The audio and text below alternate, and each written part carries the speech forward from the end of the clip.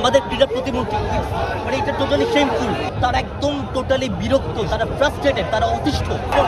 এরা শুধুমাত্র কি আপনার দেখার জন্য এসেছে? আপনার যে ম্যাচটা ছিল, আপনার আর্জেন্টিনা অ্যান্ড ইংল্যান্ডের যে ম্যাচটা ছিল, সেখানে একজনকে গণপিটুনি দেওয়া হয়েছে।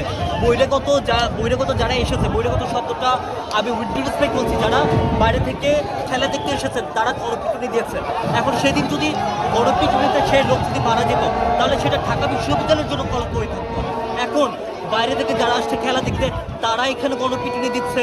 এখন বাইরে থেকে যে খেলা দেখতে আসছে, সেও মোবাইল চুরি করছে। আপনি কি করবো বলেন? ক্রীড়ার প্রতিমন্ত্রী কয়জনের জন্য করেছে? 20,000। এখন দেখুন, এটা একটা বিশ্ববিদ্যালয়। তিনি কি বিশ্ববিদ্যালয় প্রশাসনের সাথে কোনো ধরনের আলোচনা করেছেন? তিনি কি আমাদের নির্বাচিত প্রতিনিধিদের ডাক্তার প্রতিনিধিদের সাথে কোনো আলোচনা করেছেন? আমাদের ইমোশনটা আপনাদেরকে বুঝতে হবে। আমরা প্রতিদিন শিক্ষার্থীদের কথা শুনি, এই যে রাত 1টা 2টা 3টা বাজে ভেকুবাসীর শব্দ। আমাদের স্টুডেন্ট যারা হলে থাকে তারা একদম টোটালি বিরক্ত, তারা ফ্রাস্ট্রেটেড, তারা অতিষ্ঠ। আমাদের ক্রীড়া প্রতিমন্ত্রী মানে এটা টোটালি শেমফুল। তারা আমাদের বিশ্ববিদ্যালয় প্রশাসনের সাথে কোনো ধরনের যাচাই বাছাই না করে, কোনো ধরনের আলোচনা না করে 20,000 মানুষের তারা ব্যবস্থা করেছে এই বিশ্ববিদ্যালয়ের প্রশাসনের মধ্যে, যেখানে আপনার চুরি থেকে শুরু করে নারী হেনস্থা থেকে শুরু করে এখানে গণপিটুনি থেকে শুরু করে বিভিন্ন ধরনের অনাকাঙ্ক্ষিত ঘটনা ঘটছে। তারা কি সেই ব্যবস্থা করেছে?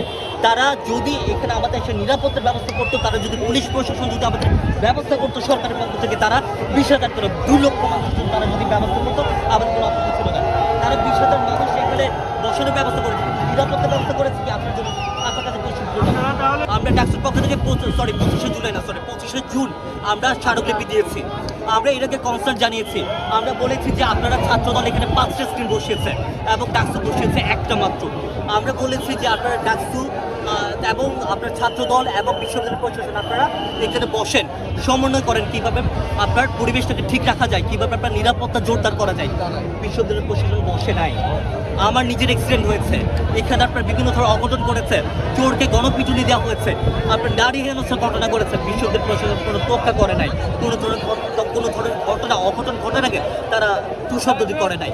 এখন ফাইনাল ম্যাচের আগে আমরা জোর দাবি জানিয়েছি, কারণ কিছুদিন আগে অনেক ঘটনা ঘটে গেছে। এটা হচ্ছে মূল পয়েন্ট। আমরা বারবার দাবি জানিয়ে এসেছি।